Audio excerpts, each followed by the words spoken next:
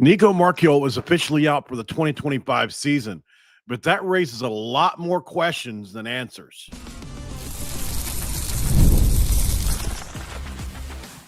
You are Locked On West Virginia, your daily podcast on the West Virginia Mountaineers, part of the Locked On Podcast Network, your team every day.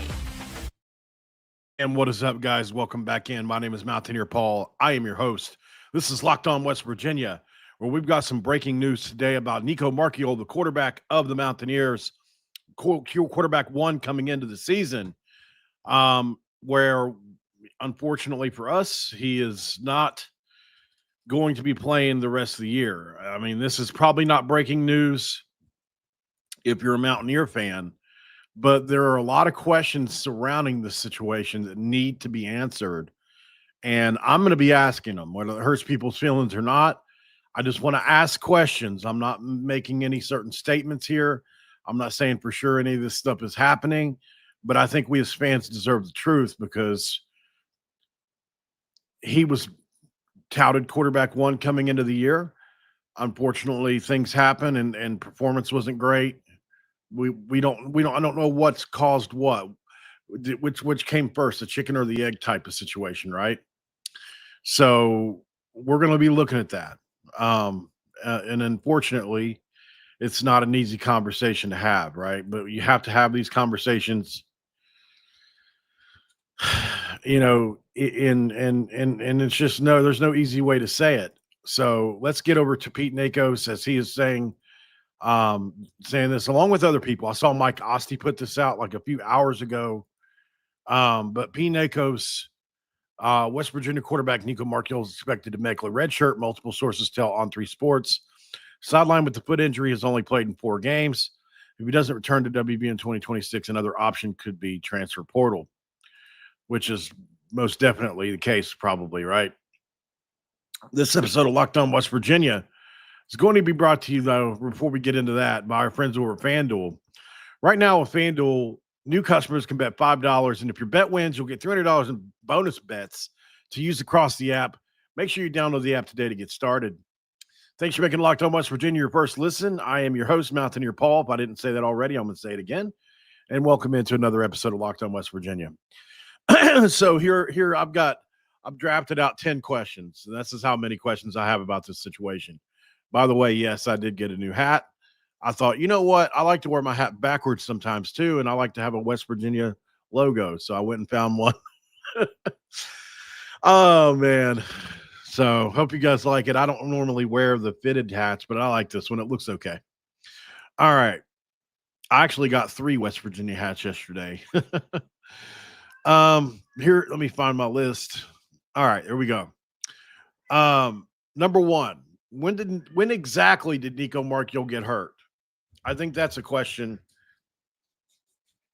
that I would like to know the answer to, because did it happen before the season started? Did it happen during the season at some point?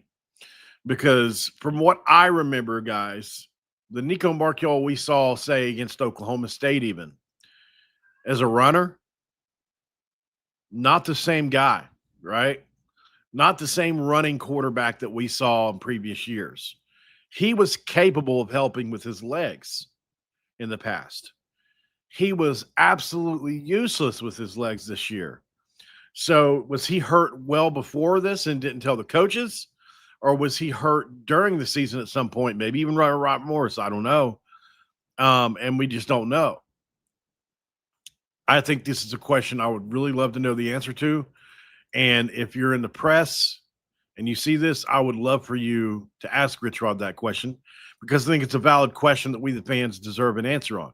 Because if you didn't tell anybody, that's a very selfish thing to do. Not saying he did that. I have no clue. But if you didn't tell anybody and your foot was hampered and you couldn't run this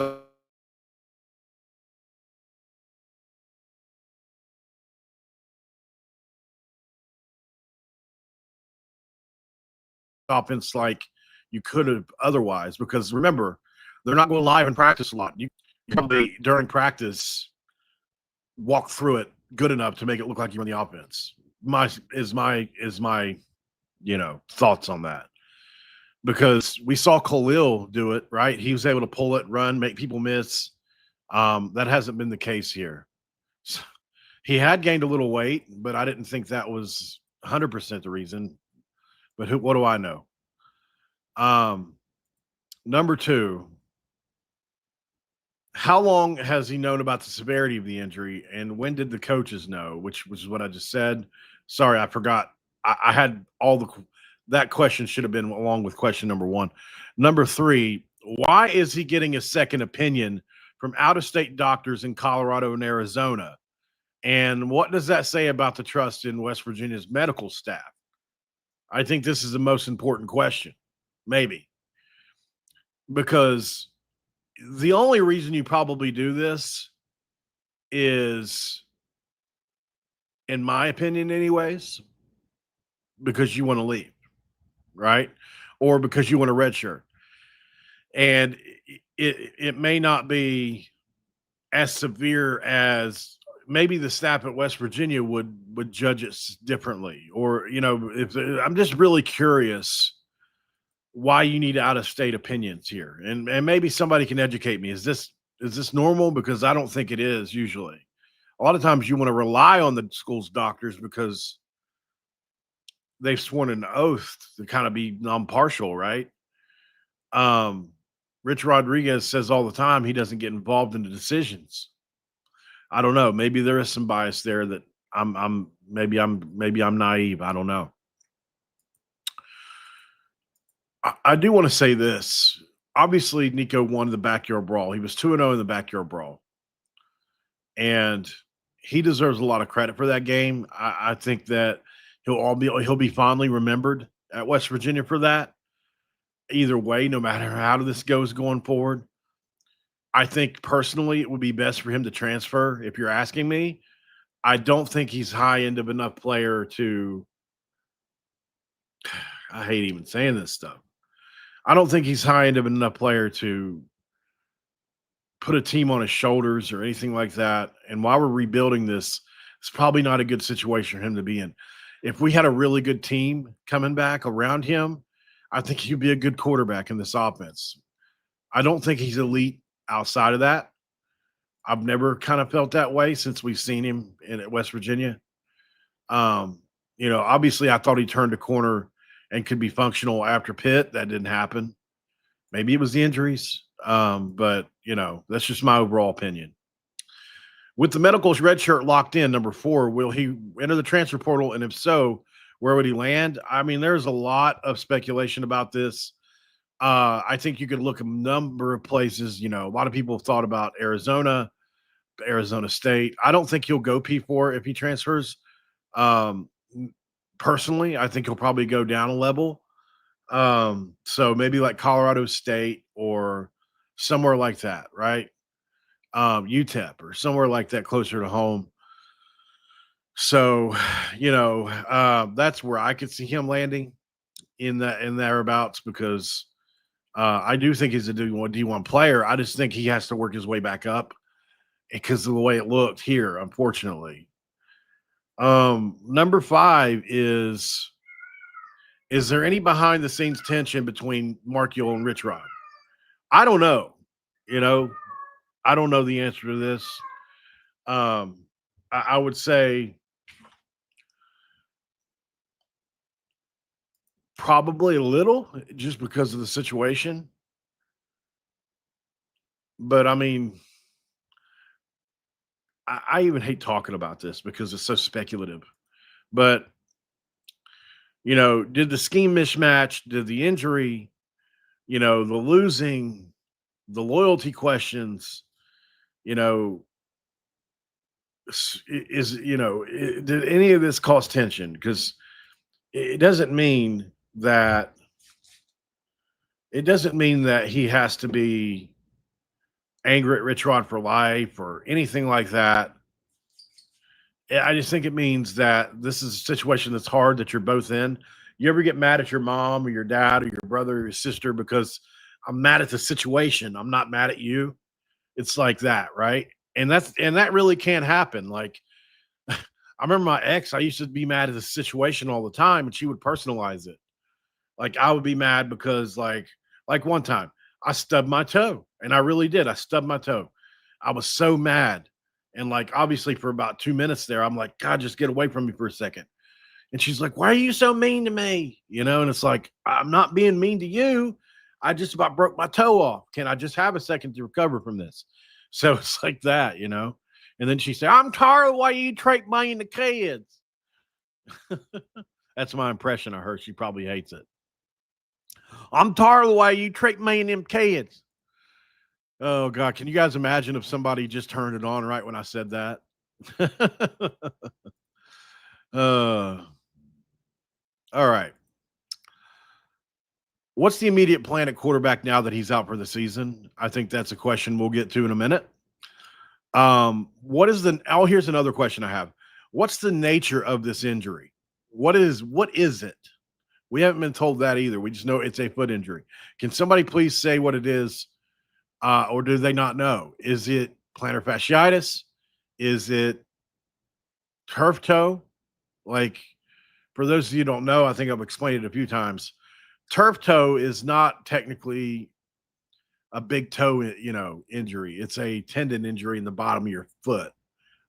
I don't know why they call it turf toe, but it's that hard surface. It can cause issues, right? So, if you ever got a cramp in your foot, that's kind of the feeling. It's rough. It's very rough, very lingering. That's why guys are out for a long time with it. It's very recoverable, though. How does the medical redshirt affect his eligibility, and would he still return to West Virginia in 2026? Obviously, he played in 4 games, which preserves 2 full years. But some people think a path back to West Virginia could happen next year. Others don't. I'm not sure. And then there's the external part of this, which is like, okay, with Jalen Henderson, Jalen kind of struggled versus Utah, which a lot of people will this year. How bad is the West Virginia quarterback depth crisis right now? I would argue if I had to give it out of 10, I would give it a 7 out of 10 bad right now. That's how bad it is. Why? Jalen Henderson may not even play this Saturday. Max Brown may not even play this Saturday. Nicco Marchiol was out for the season. You literally got a redshirt freshman, and then Scotty Fox is even dinged up. So you've got one quarterback that we know of that's not dinged up until you get to Max Anderson. It's literally as bad as it can get. Maybe I should go to 8 or 9 out of 10 now that I've said that out loud. This is a pretty big issue, man. This is a pretty big issue. So it's unfortunate, but here we are. How big is my house? Why do you want to know that, bub? I live in a 1-bedroom house. I live by myself. All right. If Nicco transfers, where will he be? I think we answered this earlier. I must have wrote it down twice, but I don't see Colorado or Arizona or any of those places though, for sure. So, I posted a video about this a couple days ago, right? I said he's done, right? Like, it's not like this is news really, but you always wonder. I mean, the writing was on the wall. So, all right, so let's go to the next segment and talk about a couple other things because I think we all have questions about certain things, and hold on, let me get to it. Khalil, right? Is Khalil Wilkins going to be the guy Saturday? Because it seems like things are heading that direction. We'll talk about that next. This episode of Locked On West Virginia going to be brought to you by our friends over at Mazda. We love talking about Mazda. Look, Mazda is one of those spots, like, if you didn't know about it before, you do now. It's a great place to buy cars. It's a great place to own cars. They do good work, man. And for the kind of place that I've been to before when Mazda cars are sold. It's always excellent. And they craft cars for those who do more than simply move. It's like they deliver excellence with every single ride, which is why they have more top safety picks than anyone else in 2025. Like our players, we sweat every detail because when you make every move count, impossible becomes irrelevant. Mazda, move and be moved. And of course, we couldn't go any further without our friends over at Monarch Money. We love talking about Monarch Money for multiple reasons, but I wouldn't be remiss if I didn't bring them up today because most people can't even name their financial accounts or even what they're worth, whether it's 401ks, properties, investments. When you don't have time to see the full picture, you can end up leaving money on the table. That's why there is Monarch Money. It's an all in one personal finance tool that brings your entire financial life together in one clean, easy to use interface on your laptop or phone. It's built for people with busy lives. If you're put off organizing your finances, Monarch Money is for you. Monarch does the heavy lifting, and you can link all your accounts in minutes. See clear data visuals, smart categorization of spending, and finally feel in control of your money without ever touching a spreadsheet. Maximizing investments, increasing your savings rate, easily renewing finances with your partner and or financial advisor is what you can do on Monarch by keeping a clear view of your financial health week to week and long term. Use code LOCKEDONCollege at Monarch Money in your browser for half off your first year. That's 50% off your first year with monarchmoney.com, code LOCKEDONCollege. Don't let this financial opportunity slip through the cracks. In segment 2, we always crack open a nice cold dew. Why is that? I'm addicted, man. All right, so here we are.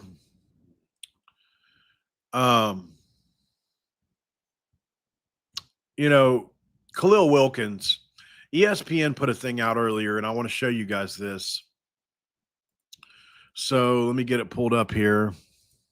If I can find it, there it is. Boom. So 2 or 3 square pegs for round holes. Look at that total quarterback rating, 35.7. That's got to be the worst in the country. We've got 770 yards as a passer passing in the season. It's pretty bad, guys. I think Geno Smith had close to that in one game against Baylor. So, it's pretty rough, right? Anyways, Nicco Marchiol can throw over a little. Jalen Henderson can run. Neither seems to be able to fulfill all the requirements in a Rich Rodriguez offense. However, after Marchiol oversaw a blowout loss to Kansas, Henderson oversaw a blowout loss to Utah. It's possible a third option, Khalil Wilkins, starts against BYU this week. After decent work garbage time last week, regardless, no answers have emerged thus far. And I think that's pretty much sums up the season. So Khalil Wilkins, it seems like, at the very least, he's going to play a lot this week. And I do believe that. I personally don't believe that Rich Rod is going to start him. But if he does, I'll be okay with it. I just don't think he's going to because of the scenario, right? You're on the road for the best defense that you face this year statistically. And maybe it's not as good as Utah's. Maybe it is. Every metric says it's better. So let's just say for now, you're going up against a better defense than you faced last week, and you want to give a guy his first career start out there. It's not like he was at home last week and he played well. I just think be careful what you ask for. Do you know Khalil personally? I don't. I don't know what his psyche's like. Maybe he's the most confident kid ever, and going on the road and stinking it up would maybe not bother him a bit. Or maybe it gets in his head and it ruins him. It does happen. Why do you think they're so careful with starting young quarterbacks on the road? So I would just say, please be careful what you wish for. I think he needs to get in the game once things have settled down a little bit. Maybe you're down, you're already down by the time he comes in. That way, it's technically not on him. Or maybe he comes in and you're winning by a couple scores. I don't know. I'm not gonna sit here and say that you can't win. Yes, I just put lotion on during the show. I can't stand having dry hands. So, anyways, I think that I think both. I could have Khalil being the starter, and I will be okay with it. Like I could totally get behind it and be excited about it. But there's also that part of me that worries about it. It's not none of it has to do with him as a player, right? Like that's the furthest thing from it, actually. Like I think he has some ability. Um, I do worry about those arms, those throws he short arm last week where they were wide open. We had 2 touchdowns. If he would have hit those passes last week, I'd be sitting here beating the table. Like we got to start him this week. But he didn't hit those throws. And those are it's the equivalent of missing a free throw, when you're a good free throw shooter. Like he can throw the ball, but there are people that are good under pressure and there are people that are not good under pressure and there are people that get better under pressure.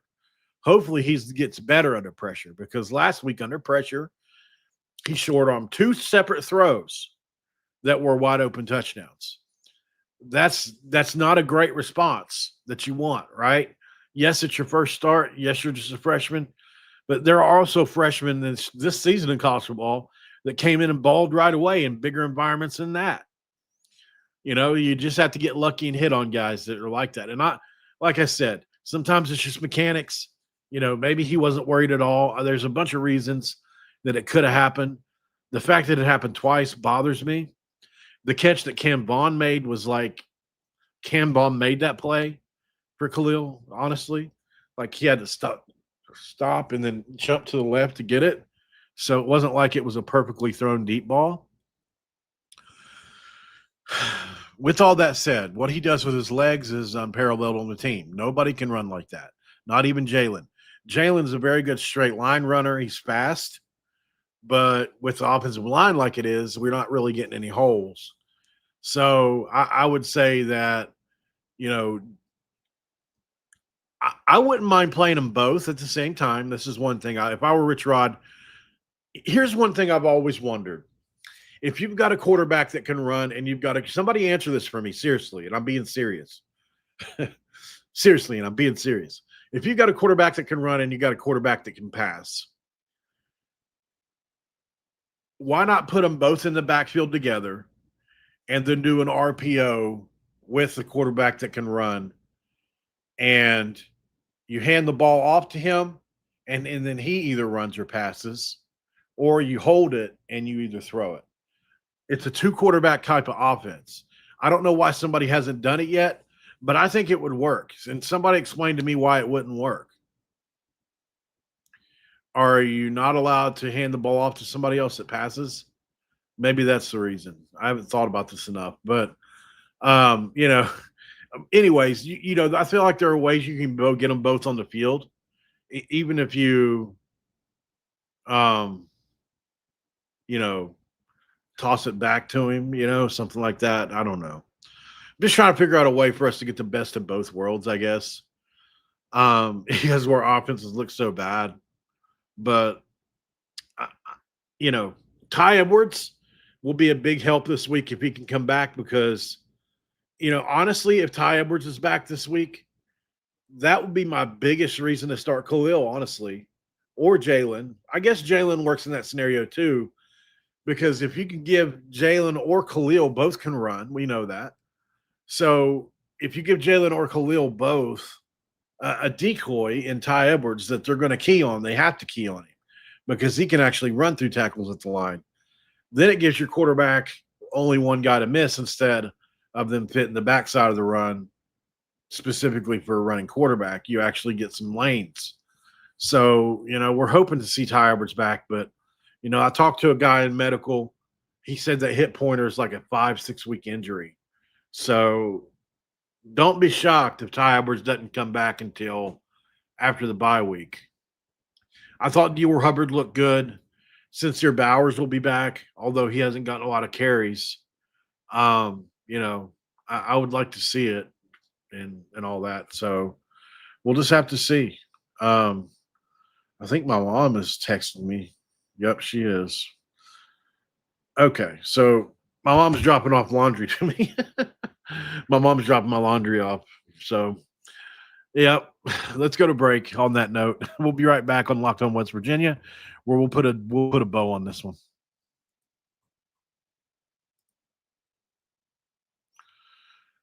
And this episode of Locked On West Virginia going to be brought to you by our friends, our really good friends at that.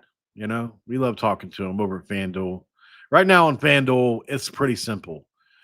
$300 in bonus bets. I mean, most of us would like to have that because the NFL season is here and they have an offer you don't want to miss. Customers can bet $5 and get $300 in bonus bets if you win. That's right. Pick a bet, put down $5, and if it hits, you'll unlock $300 to $100 in bonus bets to use across the app. Whether you're a casual fan or love diving into the stats, FanDuel makes the game day experience so much better. So what are you waiting for? Visit FanDuel.com to download your FanDuel app today and get started.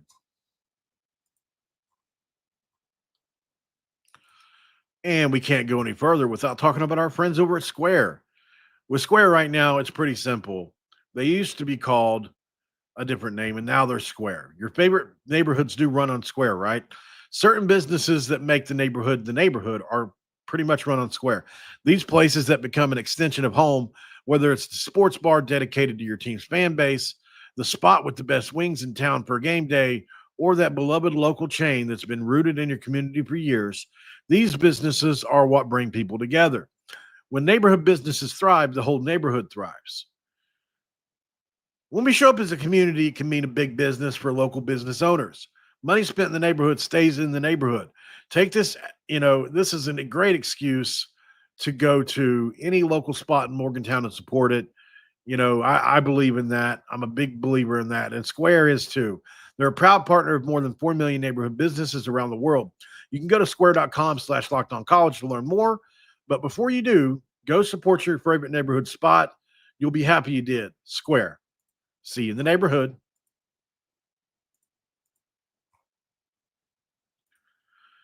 All right. We are back here in Locked On West Virginia in segment 3. And I thank you guys so much for your support today. As always, you guys are my besties. So look, I think if you look at, let me find it here. There were the numbers in this game are overwhelmingly bad for us. And I wanted to look at them. So let me find them here. Okay. Obviously, West Virginia is a close to 3-touchdown spread.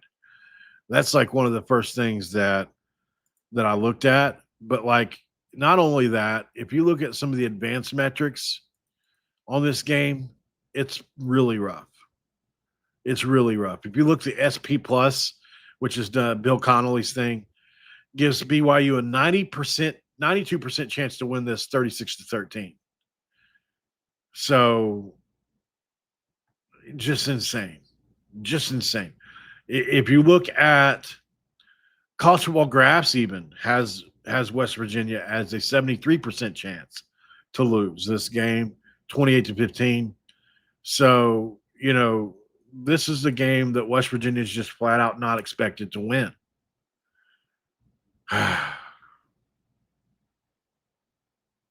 It sucks, man. It sucks. I wish to God that our team was better this year in year one. I wanted to, as a fan base, we don't want this to turn into 7 years that we suck. So, but we're here. I don't know, man. I guess at the end of the day, I have to hold hope. I don't know how you guys feel.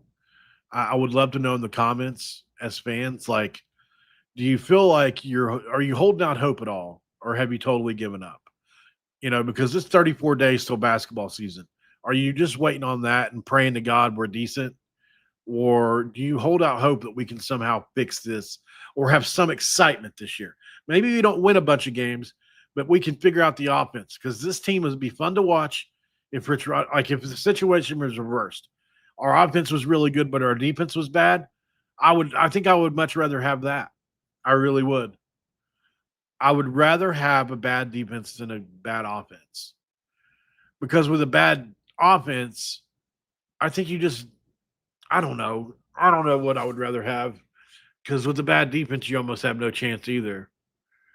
But I think at least with a bad offense, if you're losing, you at least don't get demoralized like against Utah, where it's 34-14, and it just makes you feel like crap. At least if our offense could have scored with them, we could have at least been in the game. And hell, our defense even got a turnover, so maybe that was the one turnover we would have needed, right? So it's an unfortunate thing, but I won't give up until we're totally in the trunk. As my buddy used to say, whenever he'd beat me in a game, he'd say, "Put him in the trunk." So I'm not going to give up until we're totally in the trunk. So, all right, guys, I got to go. I've got to meet with one of the voices of BYU football, Jerem Jordan. We're going to go live at 3:30. I expect you guys to be here. He's on ESPN. He's also on BYU's play by. He's like, well, not a play-by-play guy, but he's one of their voices of all their shows. He's like their Tony Caridi, except he doesn't do the play-by-play. He just does all their TV shows. So make sure you check me out here in about 30 minutes as we go live to preview the game. It should be a really fun time. I would hope to see you all there, and it'll be great. So other than that, I think I'm good. I wanted to get into a couple other topics, but we can do that later. I have some questions about some skill position players that aren't playing at all. I have some questions about some offensive linemen. I have some questions about some linebackers as well that I haven't seen. Like what happened to John Lewis after the big hit that he laid? He's not on the injury report, and he looked really good when he came in the game. Why hasn't he played at all? Have I missed him? Curious, and let me know. All right, guys, I will see you later. Rich Rod's still the answer, even though John C. doesn't agree.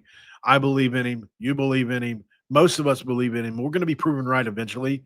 All these people that want to down on him in year one they'll be scuttling back in the woodworks, and they'll be back as fans in year 2 or 3. Believe that. So we may be down now, but don't be a fair weather fan. Don't give up in year 1 when it's easy to give up. Have some substance to yourself. Have some stability, right?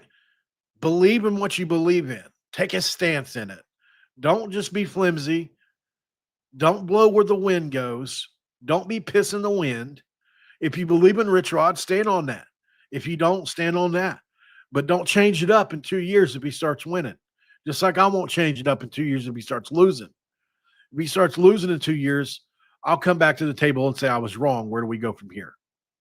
But I'm not going to, because we're having a bad first year, even though we beaten Pitt and we're still 2-3, it's not the end of the freaking world. I'm not going to sit here and pretend like it's over yet. I'm not that kind of dude. Matter of fact, if I rock with you, I rock with you, whether we go down together or not. That's just a flat out fact. So I don't care who likes it, who don't. And this is not directed at any specific person. I'm just saying I get this comments a lot about Rich Rod. I am not the kind of person that's going to give up on a person. I didn't give up on Neil Brown for 4 or 5 years. So it's not going to happen to Rich Rod in 1. See you guys later. We're out of here. Q Country Rovers.